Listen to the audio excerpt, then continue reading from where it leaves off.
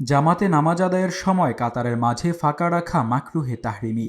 তাই নামাজের জামাতে কখনো যদি মুসল্লিরা সামনের কাতার খালি রেখে পেছনের কাতারে দাঁড়িয়ে নামাজ শুরু করে, তাহলে কাতার পূর্ণ করার জন্য প্রয়োজনে ওই মুসল্লিদের সামনে দিয়ে অতিক্রম করা যাবে। এতে নামাজরত ব্যক্তির সামনে দিয়ে অতিক্রমের গুনাহ হবে না।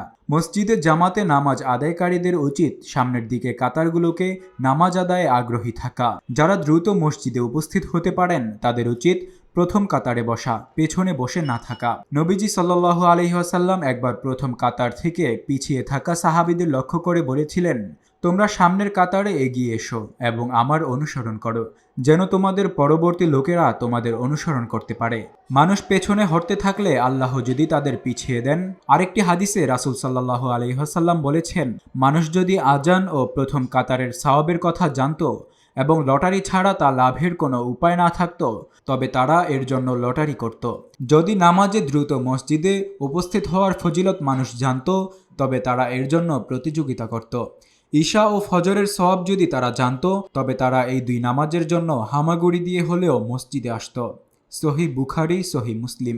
নামাজের জামাতে যথাসম্ভব সামনে দাঁড়ানো, কাতারের ফাঁকা জায়গা পূরণ করার ফজিলত বর্ণিত হয়েছে আরও বিভিন্ন হাদিসে। বারা ইবনে আজেব রাদিয়াল্লাহু তাআলা আনহু বলেন, আল্লাহর রাসূল সাল্লাল্লাহু আলাইহি ওয়াসাল্লাম বলতেন, আল্লাহ রহমত বর্ষণ করেন এবং ফিরিস্তাগণ দোয়া করতে থাকেন তাদের জন্য যারা প্রথম কাতারে মিলিয়ে ব্যবধান না রেখে দাঁড়ায়। আর যে পদক্ষেপে বান্দা কোনো কাতারের ফাঁকা জায়গা পূরণ করতে যায়, আল্লাহর কাছে অন্য কোনো পদক্ষেপ এর চেয়ে বেশি পছন্দনীয় নয়। অন্য বর্ণনায় এসেছে, একবার আল্লাহর রাসূল সাল্লাল্লাহু আলাইহি ওয়াসাল্লাম সাহাবীদেরকে বললেন, তোমরা কি সেভাবে কাতারবদ্ধ হবে না যেভাবে ফেরেশতারা তাদের রবের সামনে কাতারবদ্ধ হন? সাহাবীরা বলেন, হে আল্লাহর রাসূল, ফেরেশতারা কিভাবে রবের সামনে কাতারবদ্ধ হন? জবাবে তিনি বলেন, তারা আগে প্রথম কাতার পূরণ করেন, পরবর্তী কাতারগুলোতেও ঘেঁষে ঘেঁষে ফাঁকা না রেখে দাঁড়ান।